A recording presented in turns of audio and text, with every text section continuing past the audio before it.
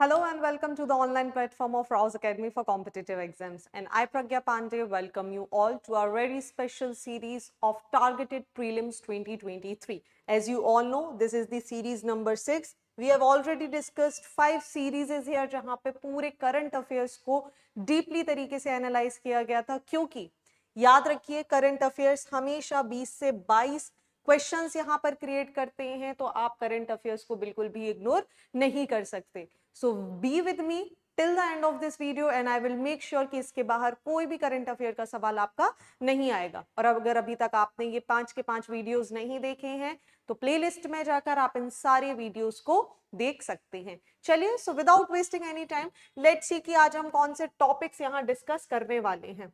देखिए, D4 drone system के बारे में आज हम बात करेंगे, शुमांग लीला के बारे में बात करेंगे, सेना स्पेक्टिबिलिस के बारे में बात करेंगे, कालीबरी टेम्पल के बारे में बात करेंगे जो कि बांग्लादेश में सिचुएटेड है.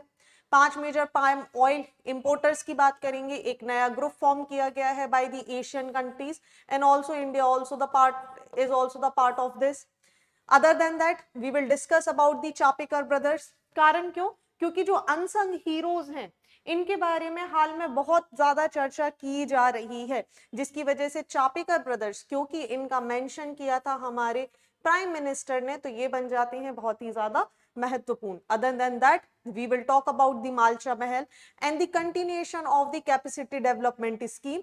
अगेन शेड्यूल कास्ट और ट्राइब्स की जब हम बात करते हैं, they make very important and crucial topics in our prelims examination, and for that Adigrams is very important. And lastly, India में पहला जो क्रिप्टोगैमिक गार्डन बनाया गया है उसके बारे में भी हम यहाँ पर चर्चा करेंगे. So these are the topic which are very very extremely very important for your examination. तो चलिए देख लेते हैं आज के पहले टॉपिक के बारे में.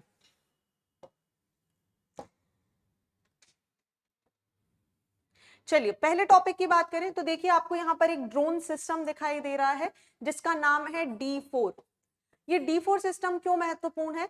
देखिए, इस ड्रोन सिस्टम का यूज किया गया था रिपब्लिक डे सिक्योरिटी के लिए और यही ड्रोन जो आप यहाँ पर देख रहे हैं इसका इस्तेमाल किया जाने वाला है एरो इंडिया 2023 के लिए.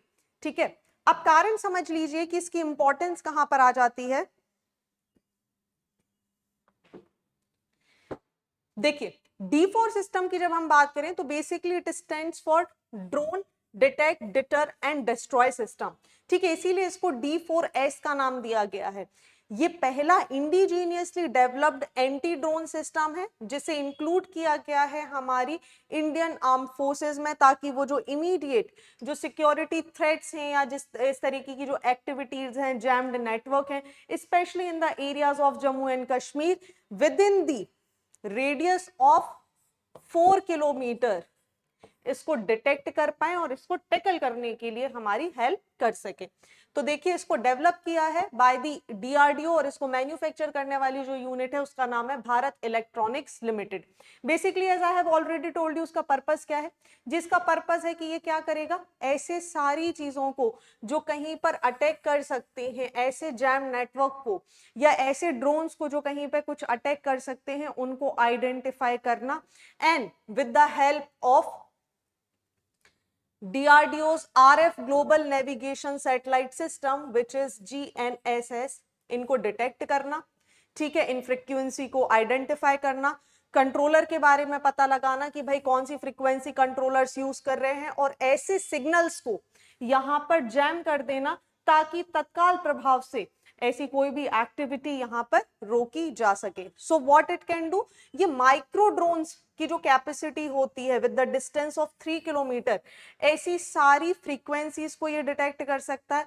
It can also laze a target of 1 to 1.25 kilometre depending on the weightage of the laser weapon, तो उसको भी यहाँ पर डिस्ट्रॉय कर सकता है.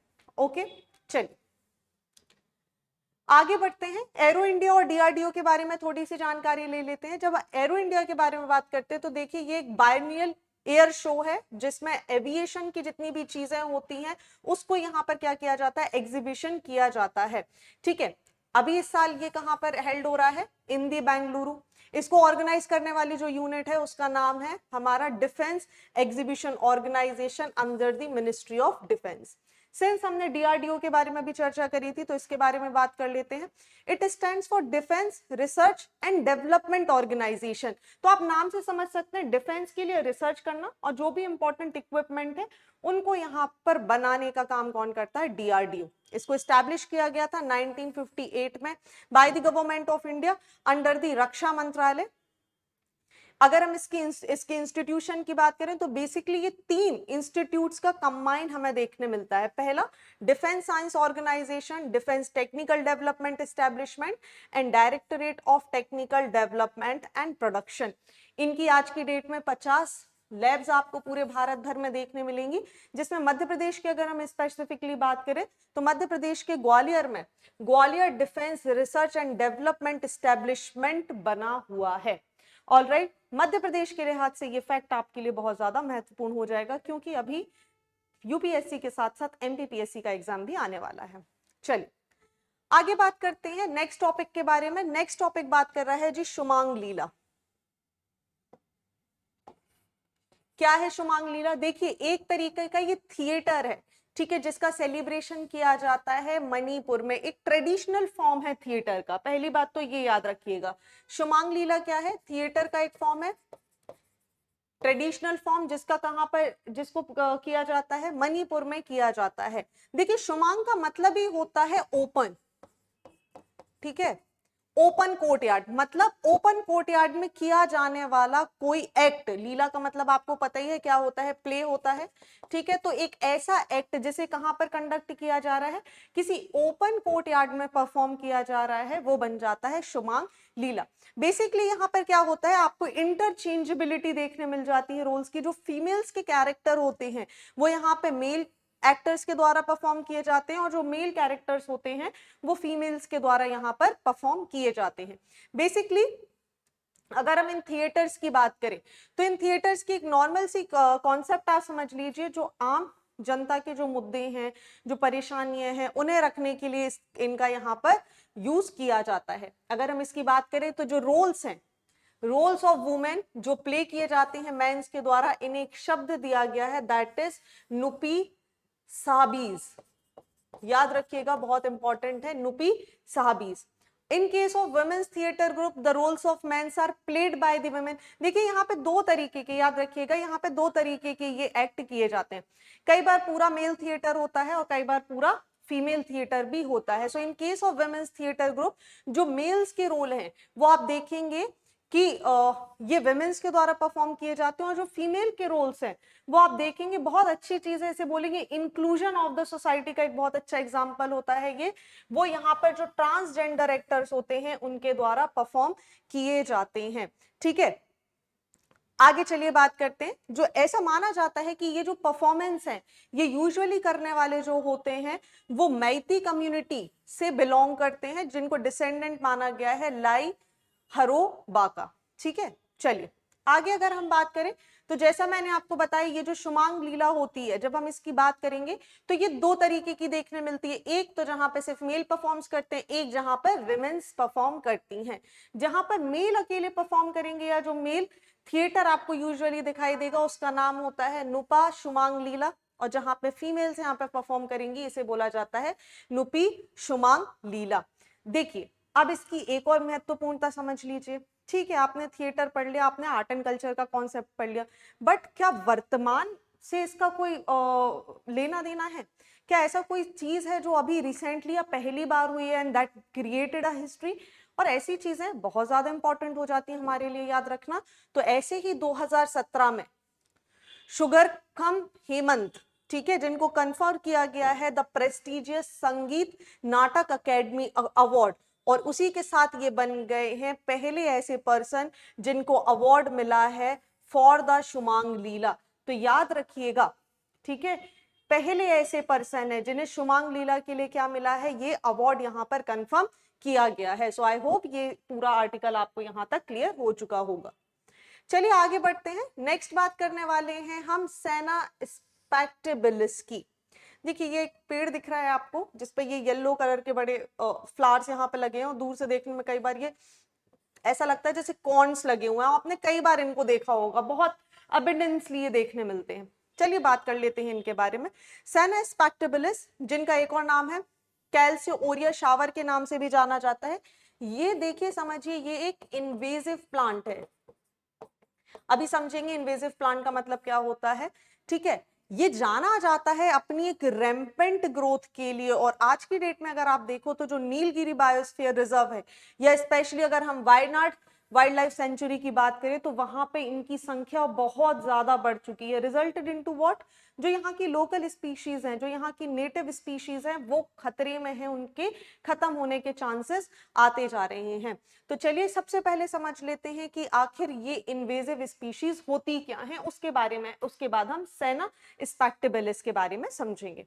चलिए, इन्वेजिव स्पीशीज की बात अगर हम करें तो इन्हें एलियन स्पीशीज भी बोला जाता है। दैट मीन्स ऐसी स्पीशी जो किसी पर्टिकुलर क्षेत्र या पर्टिकुलर रीजन से बिलोंग नहीं करती हैं, लेकिन वो किसी दूसरे रीजन की होती हैं, बाढ़ के पानी के द्वारा, शिप्स के द्वारा, लोगों के द्वारा, किसी भी तरीके से ये एक पर्टिकुलर एरिया से दूसरे क्षेत्र में आ जाती हैं, और आने के बाद इतनी रैम्पेंट ग्रोथ करती हैं कि आप देखेंगे जो वहां की लोकल स्पीशी है वो पूरी तरीके से डिस्ट्रॉय होने लगती है। और इसका एक और अच्छा एग्जाम्पल आपको देखने मिलेगा, जैसे कैक्टस, यूकेलिप्टस, ठीक है। तो यहां पर अगर हम बात करें तो इन्वेजिव एलियन डिसीजेस, ये कोई प्लांट भी हो सकते हैं, एनिमल्स भी हो सकते हैं, पैथोजेंस भी हो सकते हैं, कोई भी ऐसा ऑर्गेनिज्म हो सकता है जो कि आपके इकोसिस्टम का नेटिव नहीं है, मतलब वो आपके क्षेत्र से बिलोंग नहीं करता, और ये कहीं ना कहीं ह्यूमन पर, एनवायरमेंट पर, आपकी बायोडाइवर्सिटी पर एक एडवर्स इंपैक्ट डाल सकते हैं।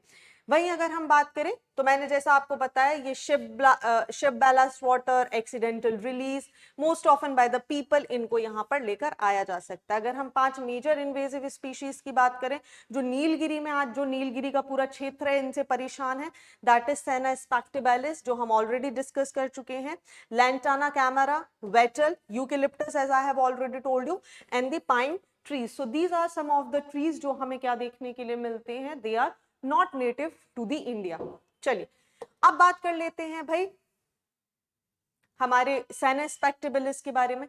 तो देखिए सेना स्पेक्टेबुलस में क्या हुआ, जब वाइल्ड लाइफ सेंचुरी को नोटिस किया गया तो देखा 2013 में, आप देखेंगे ये जो स्पीशी है ये सिर्फ 14.6 किलोमीटर स्क्वायर किलोमीटर एरिया में थी। Okay, completely fine, everyone was like ठीक है चलिए छोटी सी जगह पे है। लेकिन 2019 के बाद देखा गया तो आज की डेट में आप ये देखेंगे तो ये 123 किलोमीटर के एरिया में फैली हुई स्पीशी हमें देखने के लिए मिल जाती है, ठीक है। चलिए दूसरा अगर हम बात करें तो देखिए ये एक डेसिडियस ट्री है जो कि कहाँ का नेटिव है, अमेरिका। नेटिव है कहाँ का, अमेरिका का, हमें देखने के लिए मिल जाएगा।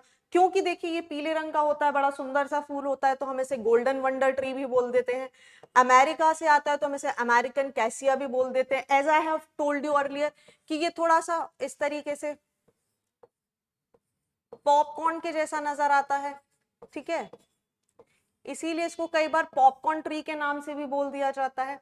इसे कैसिया एक्सेलस, गोल्डन शावर ट्री और एशेबलार्ड कैसिया के नाम से भी जाना जाता है। ये 15 से 20 मीटर की हाइट तक ग्रो कर जाता है और बहुत आसानी से ये फैलता है, मतलब एक स्थान पर लगा तो आप मान के चलिए with in few years only it can cover the entire area itself.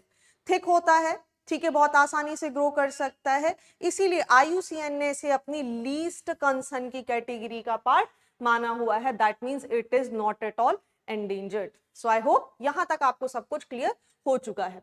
चलिए थोड़ी सी जानकारी वाइनाड वाइल्ड लाइफ सेंचुरी के बारे में ले लेते हैं। तो देखिए यहाँ पर आपको एक मैप दिख रहा होगा और ये बना है आपका वायनाड, ये बनी है आपकी साइलेंट वैली, ये है आपका मालाबार। तो आप देखिए ये पूरा क्षेत्र है बहुत ही ज्यादा महत्वपूर्ण हो जाता है। ये आपका पेरियार बना हुआ है, ये नैयार बना हुआ है। So this entire area is very very important. चलिए बात कर लेते हैं वायनाड वाइल्ड लाइफ सेंचुरी के बारे में। देखिए इसकी लोकेशन की अगर हम बात करें तो as you can see clearly ये लोकेटेड कहां पर है, ये हमें केरला में दिखाई देने लगती है, ठीक है। इसके क्षेत्रफल की बात करें तो 344.44 स्क्वायर किलोमीटर के एरिया में ये फैली हुई है। और इसके आसपास आप देखेंगे तो 4 हिल्स आपको देखने के लिए मिल जाएंगी, सुल्तान बाथरे, मुतंगा, कुरिचियत एंड थोलपेट्टी, बहुत इंपॉर्टेंट है, याद रखिएगा, आपको कहीं पे भी कंफ्यूजन आपके साथ की जा सकती है। अगर हम इसके एस्टेब्लिशमेंट की बात करें तो 1973 में इसको एस्टेब्लिश किया गया था। आज की डेट में अगर आप देखेंगे तो ये नीलगिरी बायोस्फीयर रिजर्व एरिया का पार्ट भी बन चुका है, ठीक है। वहीं ये second largest wild life sanctuary है in the Kerala. So you can tell me in the comment section कि the largest wild life sanctuary in Kerala is which one. चलिए आगे बात करते हैं। तो इसको आप देखेंगे तो it is bounded by the protected network of the Nagarhole national park and the Bandipur national park, as I have told you earlier itself. वहीं अगर हम बात करें तो ये आज की डेट में किसका पार्ट बन चुका है, आप देखेंगे तो ये नीलगिरी बायोस्फीयर रिजर्व का पार्ट बन चुका है। नीलगिरी का जो पूरा क्लस्टर है, वेस्टर्न घाट नीलगिरी सब क्लस्टर, जो कि 6000 स्क्वायर किलोमीटर से भी ज्यादा के क्षेत्र में फैला हुआ है, चाहे आप डिफरेंट डिफरेंट सेंचुरीज की बात कर लो, इसको ही एंटायरली किसके अंदर का पार्ट बन जाता है, ये वर्ल्ड हेरिटेज कमेटी के अंदर का पार्ट भी बन जाता है। चलिए अगर हम इसकी बात करें तो जो पूरा ये सिचुएशन है, इसको देखिए, इसका लोकेशन उस एरिया के साथ लगता है जो कि किसका पार्ट बनता है, आपके डेक्कन प्लेट्यू का पार्ट बनता है, ठीक है। चलिए इसके अलावा और क्या खासियत हो जाएगी इसके बारे में, देखिए एक मॉनिटरिंग प्रोग्राम यहां पर किया गया था by the forest department in 2017 and 18, और इन्होंने पाया कि जो वाइडनाइट वाइल्ड लाइफ सेंचुरी की हम बात करते हैं, it holds the largest tiger population in the state. महत्वपूर्णता क्यों,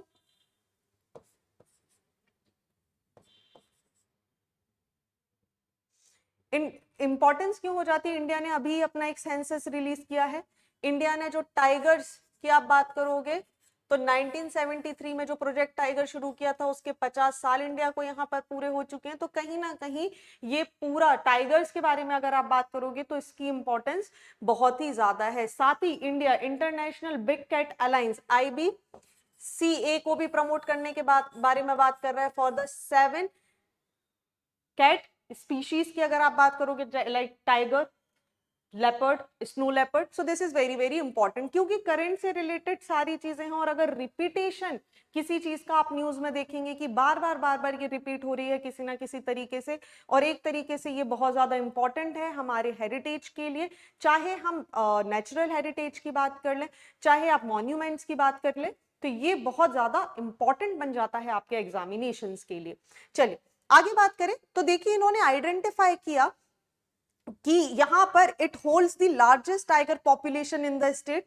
ऑफ द टोटल 176 टाइगर्स जो इन्होंने स्टेट्स में देखे, उसमें से 75 केवल और केवल अकेले कहां से थे, वाइडनाइट वाइल्ड लाइफ सेंचुरी का पार्ट थे। So it becomes a complex, it provide a complex and a dense forest area for these species also. चलिए आगे बात करते हैं बहुत महत्वपूर्ण कैलीबरी टेम्पल ढाका के बारे में। तो कालीबरी टेम्पल देखिए लगातार चर्चा का विषय बना हुआ है, और 2017 के बाद से एक ऐसी सिचुएशन आई कि टेम्पल बार बार न्यूज में आ जाता है। क्यों, जब आप बांग्लादेश की बात करते हैं, ऐसी जगह की बात करते हैं जहां पे कोई पर्टिकुलर कम्युनिटी माइनॉरिटी का पार्ट है, तो देखिए ऐसी जगह पर, और उसपे से भी आपके प्रेसिडेंट का इन्वॉल्व हो जाना, the president of India involves in it, ठीक है। तो आप देखेंगे प्रेसिडेंट खुद गए हैं इसका इनॉग्रेशन करने के लिए, तो अब आप समझ सकते हैं कि इसकी महत्वपूर्णता कितनी ज्यादा है। तो चलिए समझ लेते हैं। जब हम कालीबेरी टेम्पल की बात करें, जैसे नाम से आपको समझ में आ रहा है, ये गॉडेस काली को यहाँ पर उनके लिए इसको बनाया गया है। ये इसका पुराना स्ट्रक्चर है जो आप इमेज में देख सकते हैं। हालांकि आज की डेट में ये स्ट्रक्चर डिस्ट्रॉय हो चुका है, डिमोलिश हो चुका है। कब, ऑपरेशन सर्च लाइट के समय, ठीक है, लेकिन इसका रिकंस्ट्रक्शन आपको यहां पर देखने मिलेगा। अब देखिए एक बड़ा अच्छा सा कोइंसिडेंस हुआ, जब इसका इनॉग्रेशन यहां पर किया जा रहा था रामना कालीबरी का, यही इसी को एक तरीके से याद रखिएगा, रामना कालीबरी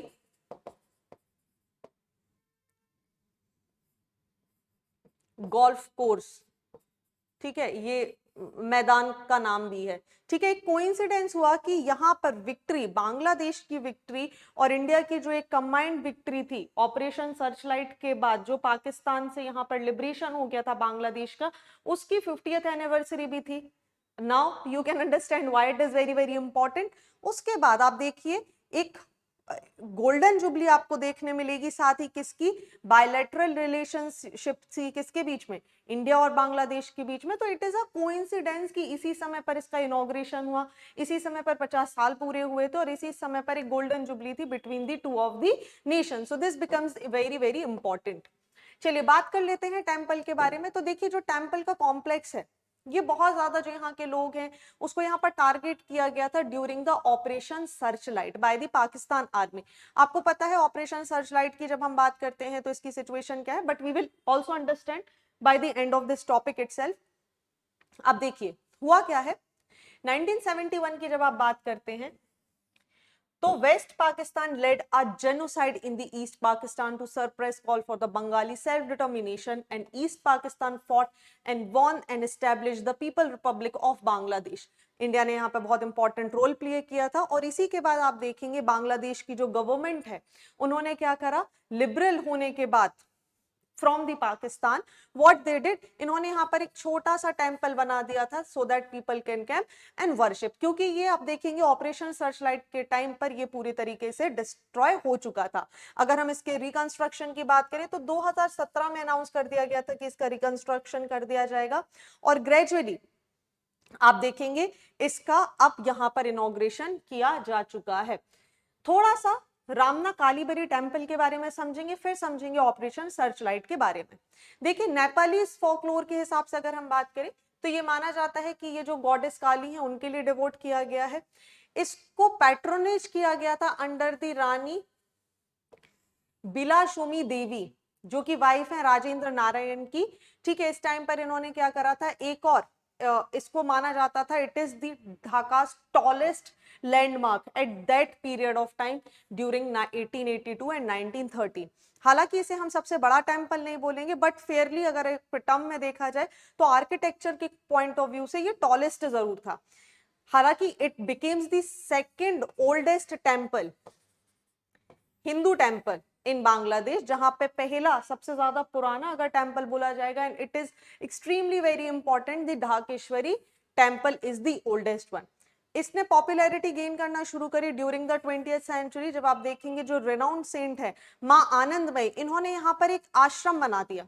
ठीक है, माँ आनंदमयी वही है जिनके बारे में आप जानेंगे, जिनको पॉपुलरली शहबाग इर माँ के नाम से भी जाना जाता है या मदर ऑफ शाहबाग के नाम से भी जाना जाता है। जैसे ही यहाँ पर एक टेम्पल, एक आश्रम यहाँ पर क्रिएट कर देंगे, उसके बाद जो कालीबरी, रामना कालीबरी टेम्पल है वो बहुत ज्यादा प्रोमिनेंसी ले लेगा और फाइनली उसका इनॉग्रेशन यहाँ पर हो चुका है। चलिए ऑपरेशन सर्चलाइट के बारे में अगर बात करें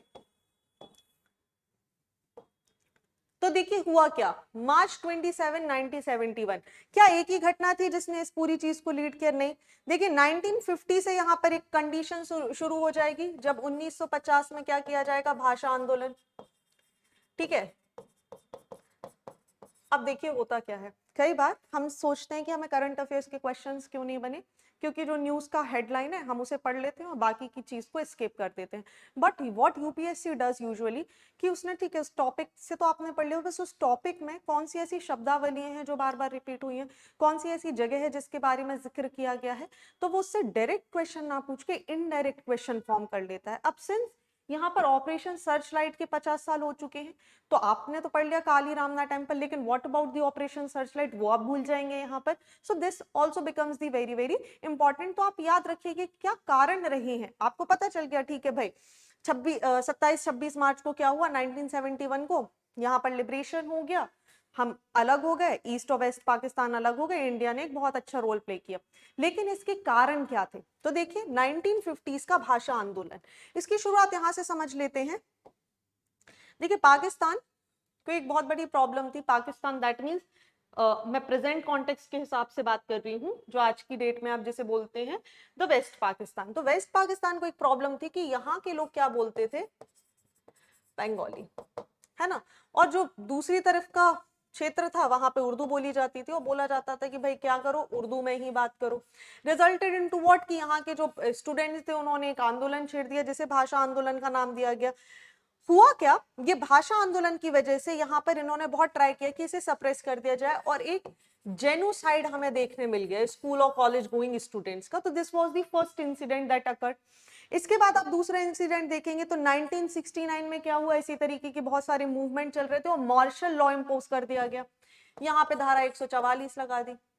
1969 में मार्शल लॉ ला दिया गया। मार्शल लॉ लाने के बाद अगेन सेम कंडीशन, लोगों के पास यहाँ पे अभिव्यक्ति की आजादी छिन गई, वो अपने मन से अपने कुछ आर्टिकल नहीं लिख सकते थे, बैन लगा दिए गए इस तरीके के न्यूज़पेपर और आर्टिकल्स पे।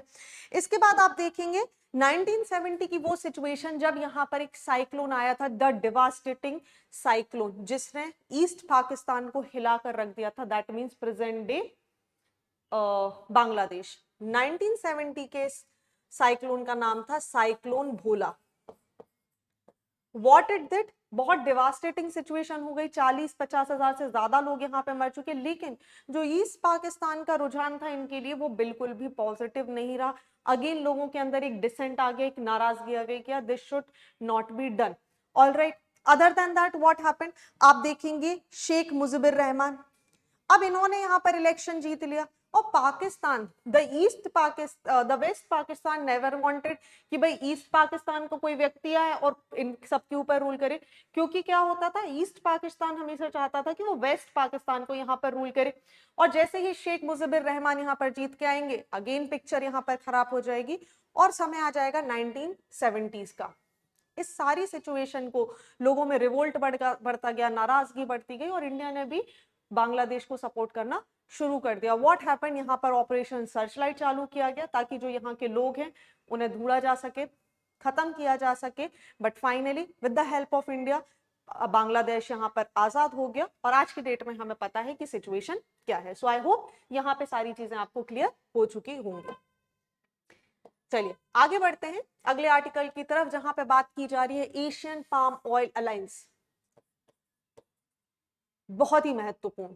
हुआ क्या है, देखिए 5 मेजर पाम ऑयल जो इंपोर्टर्स हैं इंडिया के, उन्होंने एक अलायंस बना लिया है। क्यों बना लिया है, ताकि वो रेगुलेशंस यहां पर कर पाए। ये कौन है जिन्होंने इसको बनाया है, तो आप देखिए India, Pakistan, Sri Lanka, Bangladesh and Nepal, they came together. किसके लिए आए, ताकि ये जो एपेक्स सॉल्वेंट एक्सट्रैक्टर्स हैं ये यहाँ पर सब आए और इन्होंने क्या करा कि एक समिट हो रही थी आगरा में जिसका नाम है ग्लोब ऑयल समिट। यहाँ पे डिसाइड किया गया कि हमें फाइनली क्या करने की जरूरत है, एक ऐसी बॉडी बनाने की आवश्यकता है जो पाम ऑयल के इंपोर्ट के लिए यहाँ पे काम कर सके, so that this country imports a lot, तो ये यहाँ पे नेगोशिएशन कर सके। बिल्कुल आपको ओपेक और ओपेक प्लस कंट्री जैसा कुछ यहाँ पे साउंड मिलता हुआ लग रहा होगा। ठीक है, अब अगर हम इसकी बात करें तो इनिशियली इसको सेटअप किया गया और बोला गया कि जो इंडिया का सॉल्वेंट एक्सट्रैक्टर एसोसिएशन है इनिशियली इसको लीड करेगा और इसकी पहली जनरल बॉडी मीटिंग में इंडिया के जो अतुल चतुर्वेदी हैं वो इसके डायरेक्टर बन जाएंगे। क्लियर। आगे अगर हम बात करें तो इसका एम था, as I have already told you, safeguard करना जो इकोनॉमिक और बिजनेस इंटरेस्ट हैं in palm oil consuming countries की, इनको एक साथ यहाँ पर एक सुरक्षा प्रोवाइड करना और कंजम्पशन, क्योंकि ये बहुत ज्यादा करते हैं, so that they can negotiate with the exporters very easily. Okay, अब देखिए साथ ही यहाँ पर एक और चीज की बात की गई कि हमें क्या करना है, पाम ऑयल क्योंकि आज की देखिए सबसे बड़ा एडिबल ऑयल बन जाता है, सो बिकॉज ऑफ दैट इसकी एक हाई क्वालिटी वैल्यू है, इकोनॉमिक वैल्यू बहुत ज्यादा है, लोग इसका इस्तेमाल बहुत ज्यादा करते हैं, तो उसको मेंटेन रखने के लिए भी यहाँ पर कार्य करने की आवश्यकता है। इंडिया की अगर आप बात करें तो पूरे एशिया में आप ध्यान से देखोगे तो India accounts for 15% of the global import. इसके बाद China 9%, then Pakistan 4% and the Bangladesh 2%।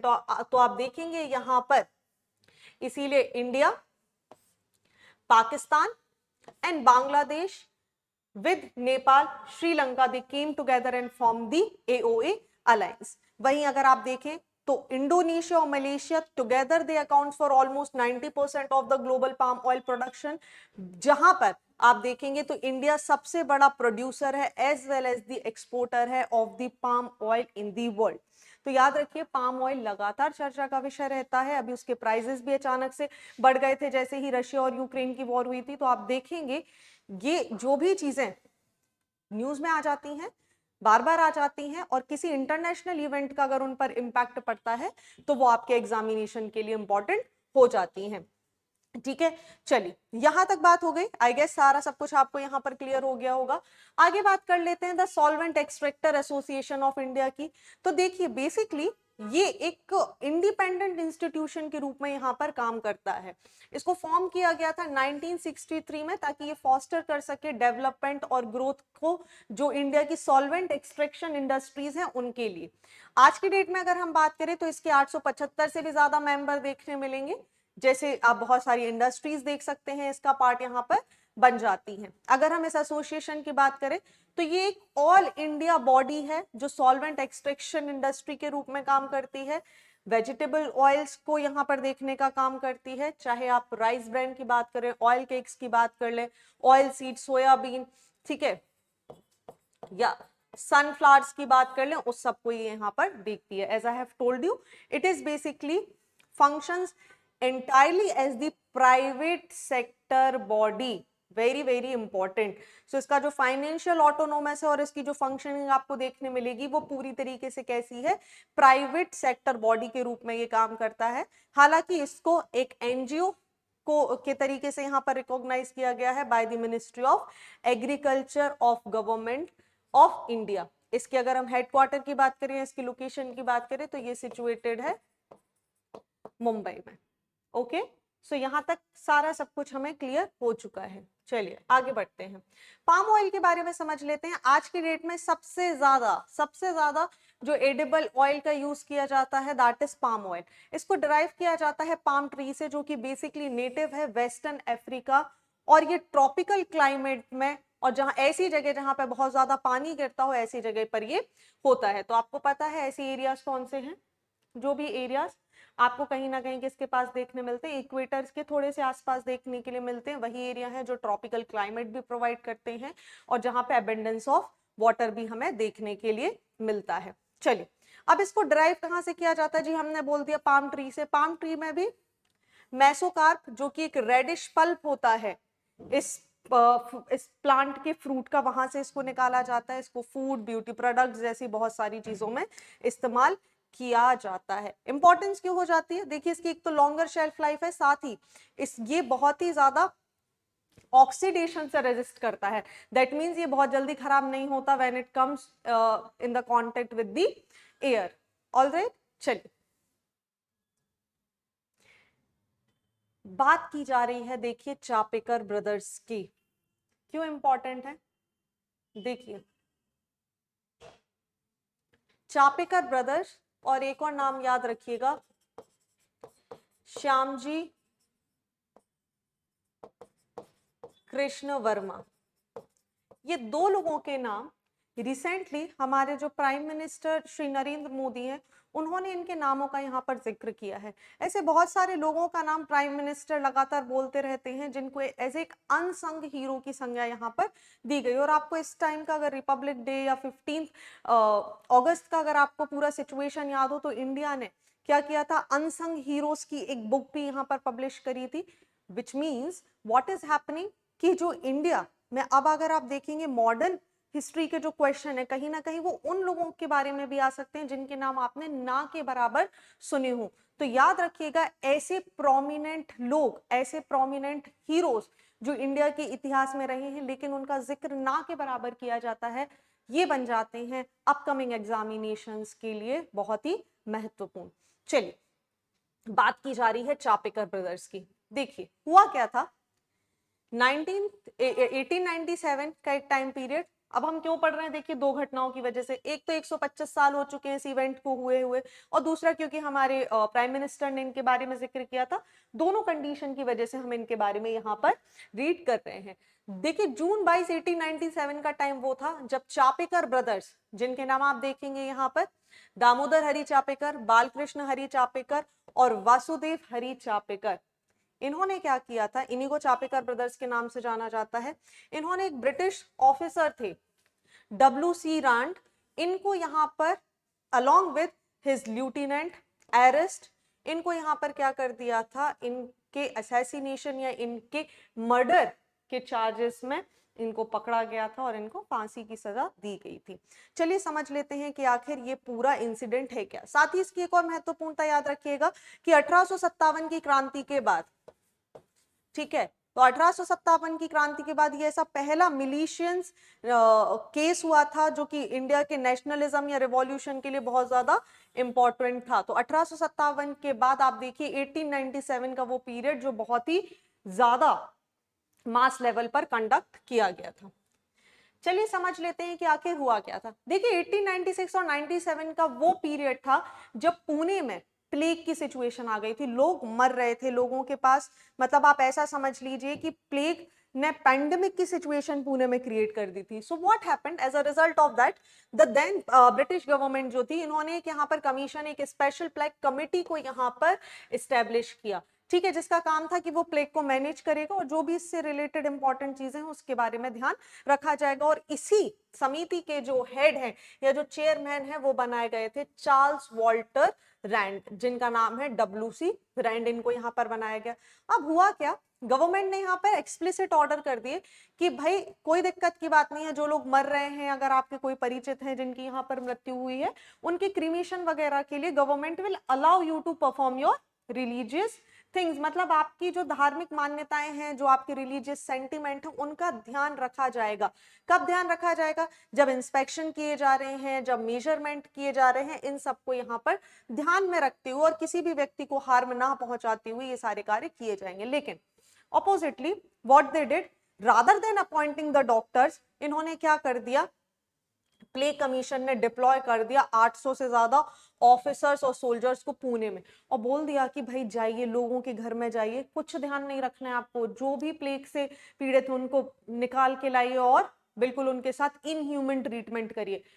अब आपने पहले तो बोला था कि लोगों का ध्यान रखा जाएगा, लेकिन they did not care for anything, resulted into what, लोगों को अलाउ नहीं किया जा रहा था कि वो अपने जो रिलेटिव्स हैं उनके लास्ट रिचुअल्स यहाँ पर कर सके, ठीक है, लोगों का परसिक्यूशन कर देना स्टार्ट कर दिया गया, ट्रूप्स इसमें इन्वॉल्व थी, लोगों की जो पर्सनल प्रॉपर्टी थी, घर के घर, मकान के मकान, मंदिर के मंदिर, या जो भी उनके रिलीजियस सेंटिमेंट थे उन पे अटैक किया जाने लगा।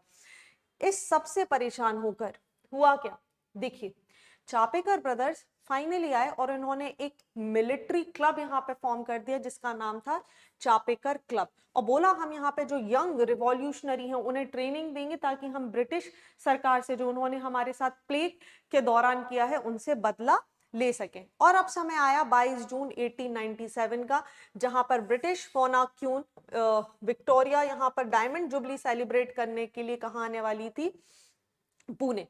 ब्रदर्स को यहाँ पे, चापेकर ब्रदर्स को पता था कि this is the high time, जब फंक्शन होगा सारी अथॉरिटीज यहाँ पर इन्वॉल्व होगी, so what we can do, we can attack them. So as a result of that, जो दामोदर चापेकर थे द एल्डेस्ट वन, ये यहाँ पर जाएंगे, और जो बालकृष्ण आपको यहाँ पर देखने मिलेंगे, ये दोनों यहाँ पर जाएंगे।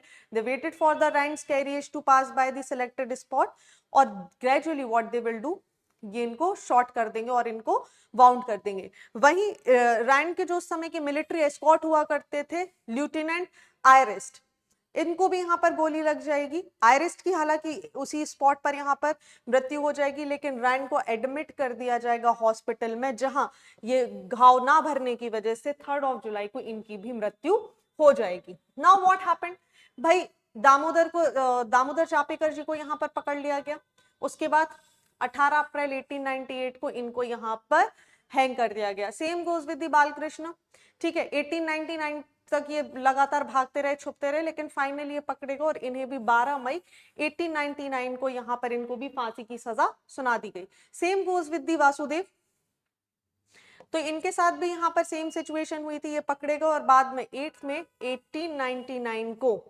इनको भी यहाँ पर फांसी की सजा सुना दी गई। So this is something which is very very important, जो आपको पता होना चाहिए। Now I have also mentioned about the Shyamji Krishna Verma, ये वही व्यक्ति हैं, जब याद करिए 2003 में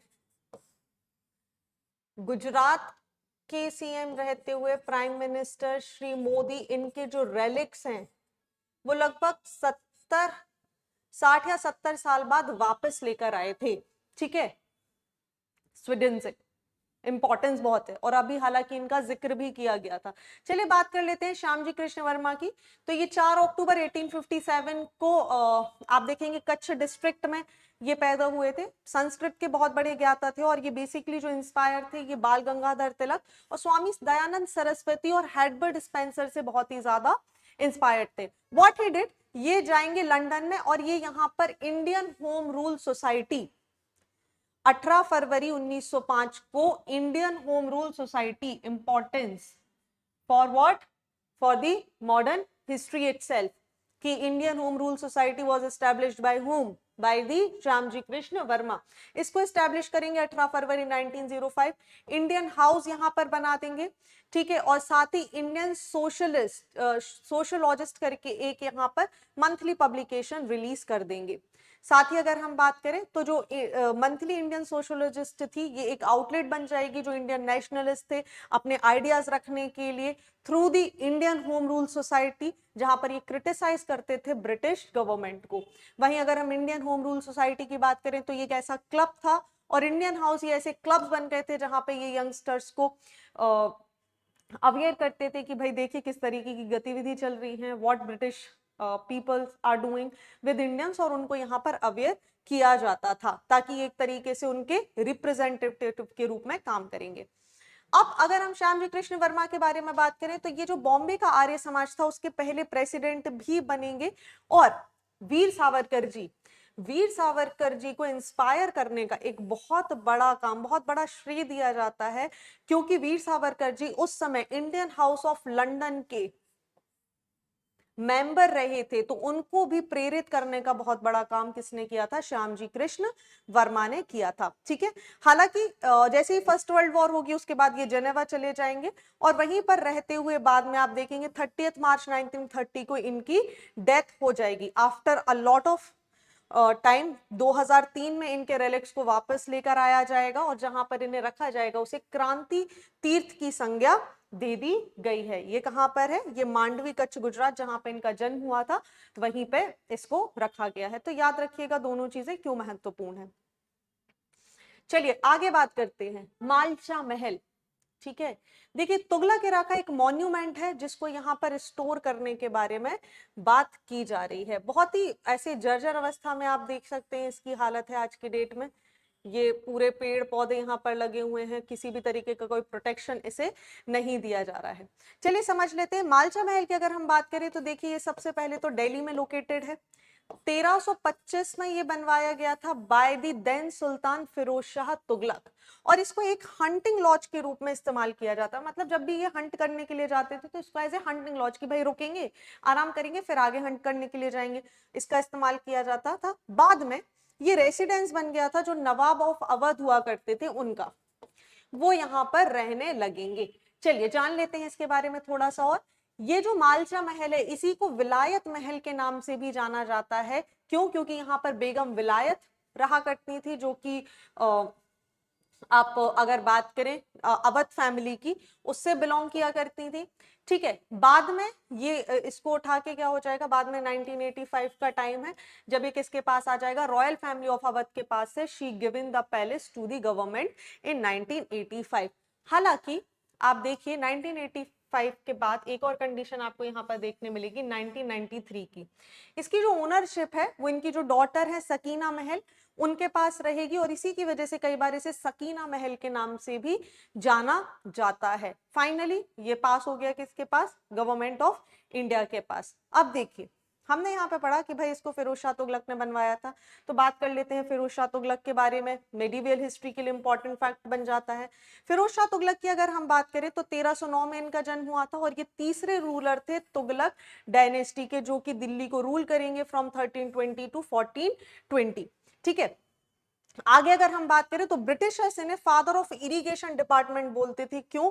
क्योंकि इन्होंने बहुत सारे कैनाल्स का निर्माण करवाया था, इरिगेशन की व्यवस्थाएं बहुत अच्छी करवा दी थी, बहुत सारे गार्डन ये बनवाएंगे, इसीलिए फादर ऑफ इरिगेशन डिपार्टमेंट की संज्ञा दी गई थी फिरोज शाह तुगलक को। आगे अगर हम बात करें तो फिरोज शाह तुगलक से जो सबसे ज्यादा सवाल आते हैं वो इनके द्वारा स्थापित किए गए कुछ डिपार्टमेंट्स और टैक्सेस पे से सबसे ज्यादा यहाँ से सवाल बनते हैं। तो देख लेते हैं पहले खरास। खराज यहाँ पर एक तरीके का लैंड टैक्स है, that is equal to 1/10 of the produces of the land, जिसे क्या बोला गया है, खराज। वहीं अगर हम ज़कत की बात करें तो ये 2.5% tax on a property of Muslim, जो मुस्लिम व्यक्ति हुआ करते थे उनकी जो प्रॉपर्टी है उस पर 2.5% टैक्स जो लगाया जाता था उसे ज़कत बोलते थे। खाम्स की बात करें तो it was a war booty tax in which 1/5 was the state share and the 4/5 was the given to soldiers. मतलब वॉर के टाइम पे जो भी चीज यहाँ पे लूट की जाती थी तो लूट का जितना भी सामान होता था उसका 1/5वां भाग कौन रखता था, राजा के पास जाता था, ट्रेजरी में जाता था, और बाकी 4/5 सोल्जर्स के बीच में आपस में डिवाइड कर दिया जाता था। So it is the comes और खमस। नेक्स्ट इज दी जजिया। जजिया बहुत बार रिपीट हो चुका है तो चांसेस थोड़े से कम हो जाते हैं जजिया के बारे में आने के लिए। ये नॉन मुस्लिम्स पे लगने वाला एक टैक्स हुआ करता था, पर्टिकुलरली जो हिंदूज हुआ करते थे, वुमेन्स और चिल्ड्रंस को हालांकि इस तरीके के टैक्स से एग्जम्प्ट किया गया था, इसको जजिया का पार्ट नहीं बनाया गया था। तो याद रखिएगा खराज, ज़कत और खम ये तीनों बहुत ही ज्यादा महत्वपूर्ण हो जाते हैं। Since we have already discuss कि इनके कुछ कंट्रीब्यूशन रहे थे, तो देखिए ये एक दीवान एक खैरात, दीवानी खैरात करके एक डिपार्टमेंट बनवाएंगे जो चैरिटी का काम करता था, जो निराश्रित लोग होते थे उनको दान दक्षिणा करने का काम, उनके लिए चैरिटेबल ट्रस्ट बनाने का काम, उनके खाने पीने व्यवस्था और शेल्टर का काम यहाँ पे किया जाता था। साथ ही इन्होंने दीवान ए बंदगान डिपार्टमेंट्स फॉर स्लेव भी बनाया था कि भाई स्लेव की कंडीशंस कैसी हैं, ठीक है, उनको मार्क आउट करने के लिए, एक तरीके से आईडी कार्ड्स बनाने के लिए, उनके आईडीज यहाँ पर देखने के लिए, उनकी पूरी कंडीशन को मेंटेन करने के लिए दीवान ए बंदगान यहाँ पर बनाया था। साथ ही इन्होंने दीवान ए सराय या फिर कई बार सराय बनाए थे ताकि जो ट्रैवलर्स हुआ करते थे या जो मर्चेंट्स हुआ करते थे जो बड़े बड़े शहरों से यहाँ पे ट्रैवल करके आते थे उनके लिए एक रेस्टिंग हाउस भी इन्होंने यहाँ पर बनाए थे। अदर देन दैट इन्होंने फिरोजाबाद, फतेहाबाद, जौनपुर और हिसार को स्टैब्लिश करने का भी श्रेय किसको जाता है, फिरोज शाह तुगलक को जाता है। किस किस को, फिरोजाबाद, फतेहाबाद, जौनपुर एंड हिसार। तो this is something about this entire article. चलिए आगे बढ़ते हैं about the continuation of the capacity development scheme, जो कि एक सेंटर स्पॉन्सर्ड स्कीम है। देखिए हुआ क्या है, रिसेंटली सेंटर सेक्टर की स्कीम है जिसे ministry of statistics and programme implementation run करता है। इसकी डेट को बढ़ा दिया गया है और बोला है 31 मार्च 2026 तक ये स्कीम न्यूज में रहेगी। अब क्योंकि यहाँ पर समय बढ़ा दिया गया है, अगेन बिकम्स इंपॉर्टेंट। देखिए हुआ क्या है, इसका जो मेन ऑब्जेक्टिव है, it is to augment the infrastructure, technical as well as the manpower resources for making available credible and timely official statistics for policy makers and the public at large। अगर हम इसकी बात करें तो इस scheme के अंदर दो सब स्कीम्स आती हैं। पहले तो इकोनॉमिक सेंसस आ जाता है जो क्या करता है, जितनी भी नॉन एग्रीकल्चर एस्टेब्लिशमेंट है उनको लिस्ट करता है, सर्वे करता है पीरियोडिक, साथ ही ये detail socio economic surveys conduct करवाता है। अलॉन्ग विद दैट इसके साथ एक दूसरा डिपार्टमेंट हमें देखने मिलेगा which is support for statistical strengthening.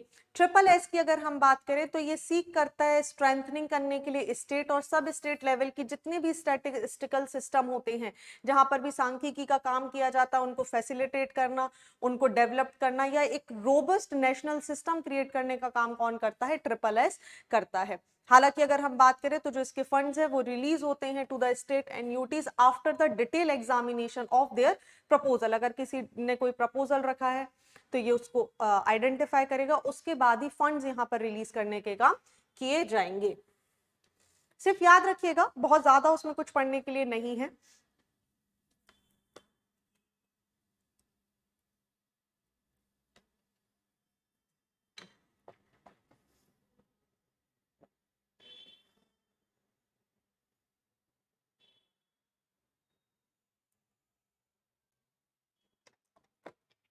चलिए आगे बात कर लेते हैं। Next is the Adigram. Adigram portal वापस से चर्चा में आया हुआ है, समझ लेते हैं क्यों। देखिए जो मिनिस्ट्री ऑफ ट्राइबल अफेयर्स है उन्होंने ऑर्गेनाइज करी थी एक workshop across the Jharkhand on the Adigram. तो सबसे इंपॉर्टेंट भाई पहले full form, it stands for Adivasi grant management system portal.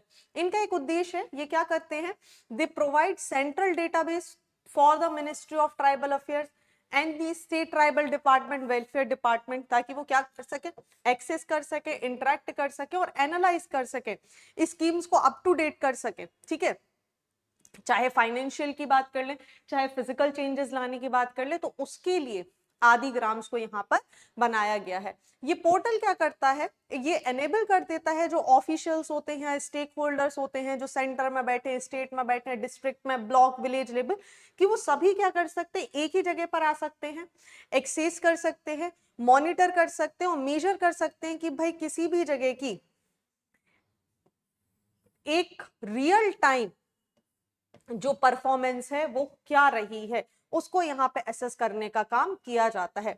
साथ ही अगर हम बात करें तो ये जो पोर्टल है ये पूरा कंप्लीट डिजिटलाइज्ड प्रोसेस के रूप में काम करता है, जहां पे चाहे प्रपोजल के सबमिशन की बात कर लें या अप्रूवल की बात कर लें अंडर द मोटा ministry, that is ministry of tribal and affairs which is the MOAT। ठीक है, उसका पूरा जो डिजिटलाइजेशन का काम है वो भी किसके अंतर्गत किया जाता है, आदिग्राम पोर्टल के अंतर्गत किया जाता है।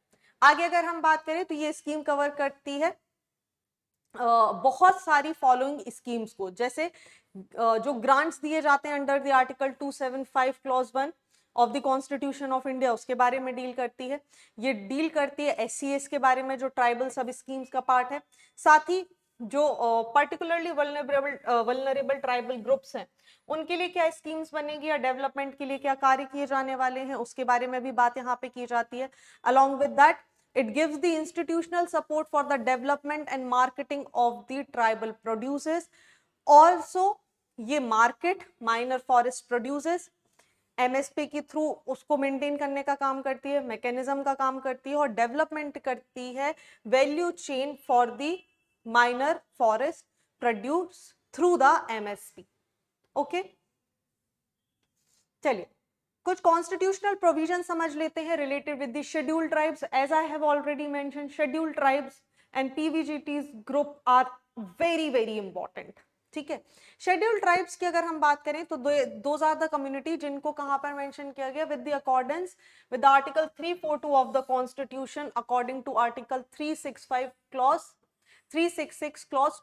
25 ऑफ द कॉन्स्टिट्यूशन।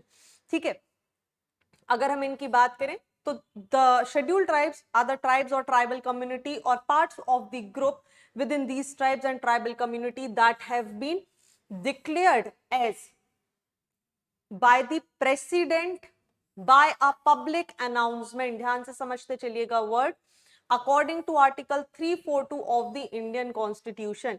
किसी भी ग्रुप, किसी भी पर्टिकुलर ट्राइबल कम्युनिटी को ट्राइबल कम्युनिटी कब बोला जाएगा, जब प्रेसिडेंट एक पब्लिक अनाउंसमेंट के द्वारा अंडर आर्टिकल 342 इन्हें क्या कर देंगे, ट्राइब डिक्लेयर कर देंगे।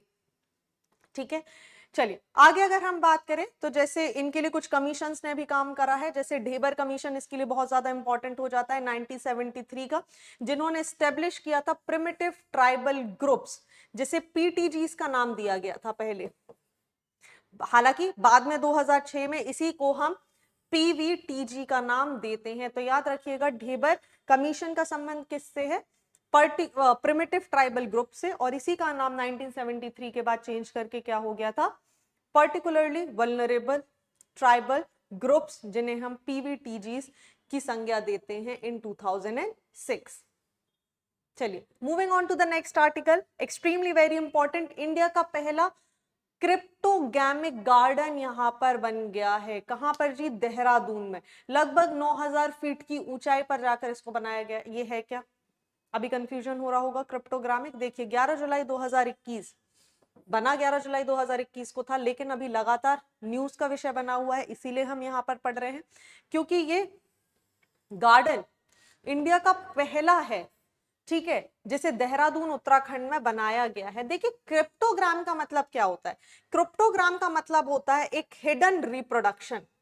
ठीक है, अभी समझेंगे सारी चीजें, हिडन रिप्रोडक्शन की यहां पर बात करी जा रही है। तो बेसिकली ये ग्रीक शब्द से मिलकर बना है क्रिप्टोस, जिसका मतलब होता है कंसील्ड, एंड गैमोस जिसका मतलब होता है मैरिज। तो क्रिप्टोग्राम्स वो होते हैं जिनके दे आर फ्लावरलेस और सीडलेस प्लांट्स होते हैं।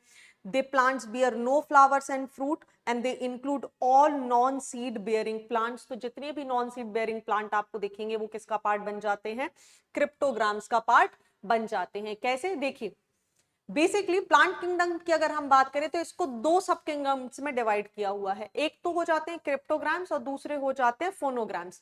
तो दोनों शब्द याद रखिएगा। क्रिप्टोग्राम्स क्या होते हैं, सारे seedless plants and plant like organism, जैसे फंजाई वगैरह के बारे में आप बात कर लेंगे। वही फोनोग्राम्स कैसे होते हैं, जितने भी ऐसे प्लांट्स जो सीड बियर करते हैं वो किसका पार्ट बनेंगे, फोनोग्राम्स का पार्ट बनेंगे। चलिए आगे अगर हम बात करें तो ये जो गार्डन है ये कहां पर बना हुआ है, मैंने आपको बताया 9000 फीट की ऊंचाई पर बना हुआ है इन दी चक्रता।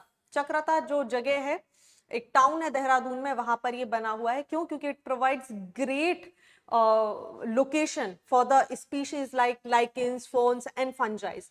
क्यों, क्योंकि आप अगर देखेंगे ये जो पूरा क्षेत्र है यहाँ पर एक तो इसकी हाइट बहुत ज्यादा है, ठीक है, बहुत ही कम पॉल्यूशन आपको देखने मिलेगा। वहीं एक मॉइस्ट कंडीशन है जो इनकी ग्रोथ करने के लिए बहुत अच्छा एक सूटेबल लोकेशन प्रोवाइड करती है।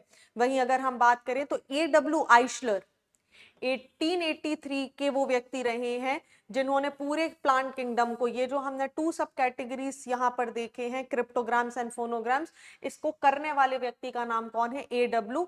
आइशलर 1883। स्टेट सर्विसेज यूपीएससी के लिए एक्सट्रीमली वेरी इंपॉर्टेंट थिंग। चलिए वापस यहां पर आ जाते हैं, क्रिप्टोग्राम्स के बारे में बात कर लेते हैं। As I have already told you, seedless या फ्लावरलेस ये होते हैं, एक हिडन रिप्रोडक्शन ये करते हैं, which means they do not produce any reproductive structure. Reproduction किससे होता है भाई, प्लांट्स और इनमें, सीड से होगा या फ्लावर से होगा, तो दोनों यहां पर नहीं होते। इसी वजह से इन्हें आप देखेंगे तो इन्हें फ्लावरलेस, सीडलेस या लोअर प्लांट्स के नाम से भी जाना जाता है। याद रखिएगा ये एग्जाम्स में इस तरीके के क्वेश्चन पहले भी आ चुके हैं लोअर प्लांट्स को लेकर। एल्गाई, ब्राइफोटेट्स, लाइचेंस, फर्न्स, फंजाई, ये पूरे इन सबको एक बहुत अच्छा क्रिप्टोग्राम का एग्जांपल माना जा सकता है। अगर हम इनके रिप्रोडक्शन की बात करें तो ये अलग अलग तरीके से लाइक वेजिटेटिवली, असेक्सुअली और सेक्सुअल रिप्रोडक्शन भी ये करते हैं। जैसे वेजिटेटिव की बात करें तो ये सेल डिवीजन के थ्रू हो जाता है। अगर हम असेक्सुअल रिप्रोडक्शन की बात करते हैं तो ये स्पोर्स के थ्रू हो जाता है। और अगर हम सेक्सुअल रिप्रोडक्शन की बात करते हैं तो ये फ्यूजन से हो जाता है by the fusion of male and female gametes. Clear. चलिए आगे अगर हम बात करें तो क्रिप्टोग्राम्स को भी हम बेसिकली कुछ कैटेगरीज में डिवाइड कर सकते हैं, जो कि तीन इंपॉर्टेंट कैटेगरी हो जाती हैं। कौन कौन सी, थैलोफाइटा। थैलोफाइटा एक डिवीजन है प्लांट किंगडम का जो इंक्लूड करता है primitive forms of the plant life showing a simple plant body. They lack roots, roots आपको यहाँ नहीं देखने मिलेंगे, स्टेम्स और लीव्स, ये तीनों चीजें यहां पर देखने के लिए नहीं मिलेंगी। तो जैसे सैरगेसम, स्प्रोगायरा, इसका पार्ट यहां पर बनेंगे। तो बेसिकली आप अगर इन्हें देखेंगे तो प्रीडोमिनेंटली एक्वेटिक और मराइन जगह पे आपको इस तरीके का या फ्रेश वाटर में थैलोफाइटा का आपको देखने के लिए मिल जाएंगे। दूसरे अगर हम बात करें तो that is bryophyta. Bryophyta comprise करता है limited variety of non vascular land plants. ठीक है, ये मॉइस्ट एनवायरनमेंट को प्रेफर करते हैं, लेकिन साथ ही ये सरवाइव कर सकते हैं ड्राई एनवायरनमेंट में। जैसे हॉर्नवर्स्ट, लिवरवर्स्ट, मोसिस, ये इसका बहुत अच्छा पार्ट बनेंगे। अगर हम बात करें ऐसे ही पेट्रिडोफाइटास की, तो पेट्रिडोफाइटास एक वेस्कुलर प्लांट है जो कि that disperses spores. It is the first plant to have xylem and folium. याद रखिएगा, अगेन एक और important topic for your prelims, एक इंपॉर्टेंट फैक्ट यहां पर आ जाता है। तो ferns are the largest living group of this primitive vascular plant system. ठीक है, the pteridophyta. All right, so I hope ये सारी की सारी चीजें आपको क्लियर हो गई होंगी। आपको किसी भी तरीके का कोई डाउट होता है तो आप कमेंट सेक्शन में पूछ सकते हैं। देखिए प्रीलिम्स में ज्यादा समय नहीं बचा है and you don't have a lot of time to waste upon so many different things. So rather than wasting your time, please be concentrated and study, क्योंकि ये समय वापस नहीं आएगा एंड यू विल रिग्रेट कि मैंने अच्छे से पढ़ाई क्यों नहीं की थी। तो जमकर पढ़ाई करिए और अपनी पोजीशन को यहाँ पर सिक्योर कीजिए। तो आज के लिए बस इतना ही। Thank you. अगर आपने अभी तक हमारे चैनल को सब्सक्राइब नहीं किया है so do subscribe our channel, ताकि आने वाली किसी भी सीरीज या किसी भी लेटेस्ट अपडेट से आप पीछे नहीं रह जाए। Thank you and see you soon.